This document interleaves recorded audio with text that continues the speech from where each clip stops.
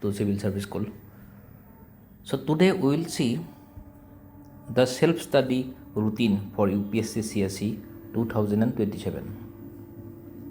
I am a strong believer of self-study. I don't believe in any coaching center or any guidance center which will charge you a very high price, but I believe in mentorship. You need to have a mentor who will guide you throughout the preparation. So this is a self-study routine. So next prelims date on 23rd May 2027, and we have to target for both GS and CSET, and study for mains will go hand in hand. In mains we have to study GS 1, 2, 3, 4 and optional, and we have to finish optional before December 2026. So you have to remember these things: June, July, August, September, October, November, December. 2.5 hours daily for optional subject. You will read and you will make notes. And optional should be finished before December 2026. And before December, you should have a good hold on answer writing. That means you need to answer at least 2 questions daily. You have to write answers for 2 mains questions. Then you will be a pro by December. And you have to make separate copies for GS 1, 2, 3 and 4, and both the optional paper 1 and paper 2, so that you can revise before exams. Whenever a topic will come, you just need to write all the pros and cons and what are the enrichments, what are the new statistics you can add, new quotation you can add. All this you have to write in your copy, and this will help you in your mains preparation. Just after prelims you will revise all these things. Now you will make notes. And March, April and May, that is May 23 exam day, March, April and May, you will be totally dedicated to prelims. You don't study anything for mains. You will just mug up everything. You will revise, re-revise. You will solve MCQs from previous year's question papers and all the coaching notes available in Telegram or different websites. You will practice those MCQs before March, April and May. My aim is to solve 3000 MCQs. If you can solve 3000 MCQs, then there is high probability that you may get some seen scenario.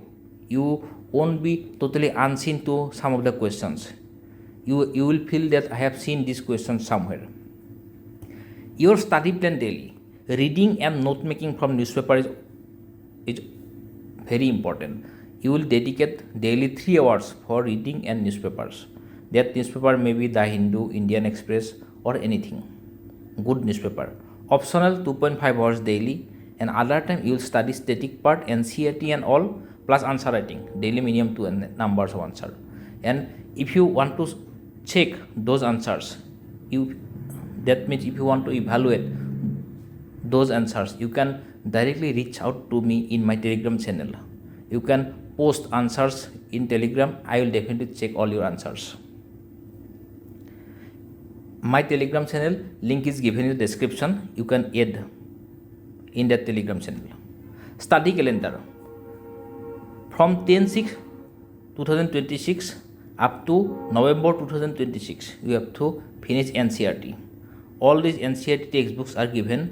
You are given 3 days up to class 10 and 4 days for class 11 and 12. All these textbooks are there. You just need to read all those things, all the textbooks. Just prepare underlining or notes. For note making, you can just write the above or below in each page, or you can underline or you can highlight important things. And CSET is also important. For CSET, you have to solve all the at least 15 years of previous year's question papers from UPSC CSE, and that much is enough. You don't need to go through all these books. R.S. Sarma, M.K. Pandey, don't go through all these books. Just solve CSET previous year's questions papers for UPSC CSE. You need to make your study materials very concise. There are humongous amount of information. There are lots of informations. You don't need to go through all these things. You have to make your preparation very small, make your material very small, and revise and re-revise those materials. But consistency is the key. You have to consistently read all these materials. Class 11, 12 books, and there are some books which are usually mentioned by most of the UPSC aspirants or most of the teachers. See, your textbooks are your primary things. All these books, Lakshmikant, Spectrum, Shankar IAS, all these books are written by coaching centers, and UPSC didn't allow any coaching center to establish. They didn't say anyone. That means you establish a coaching center and we will set some questions from you. These books are written by coaching centers for their own business, for their own benefit. So don't go for these books unless you read NCERT, newspaper, government websites, government informations. First, you go through all these things. In this year, in 2026 UPSC CSE prelims, there was not a single common questions from all these so-called books. But if you want, you can go through all these books after completing all the NCERT and previous year's question papers for CSET. Then you go through Lakshmikant, Modern India, Spectrum, Environment book by Shankar IAS. This Environment book by Shankar IAS is good actually. Why I am saying it is good? Because all the informations are scattered in NCERT, or there are some questions which usually appear in exam that are not available in NCERT. You will get those questions in day-to-day life in your newspapers. But in Shankar IAS, that book, there are some, these are written in a very concise manner. That book is good. M. Lakshmikant is good, but if you are reading NCERT, then no need to go through all these books. But if you are interested, you can read Certificate Physical and Human Geography by Goh Young. This is not at all important. If you read NCERT 11, 12 geography books, that is enough. Facets of Indian Culture by Spectrum Publications. Some people prescribe that Nitin Singhania book also. That is also good, but this book is also good. But if you are going through NCERT Art and Culture, that NCERT is enough. Regarding CSET, you have to solve 15 years of previous year's question papers and analyze those question papers. And if you don't know anything, just go through YouTube videos. There are lots of free YouTube videos available. Monthly magazine, Yojdan Kurukshetra, important. Economic Survey 2025-26. That means this year economic survey, which will be published in February, last day of February. And budget 2026-27. And India Yearbook 2026. India Yearbook will be published at the last day of January. So up to January you may be very late, but if you can read India Yearbook 2026, it is also good, it is also okay. Don't wait for India Yearbook 2027.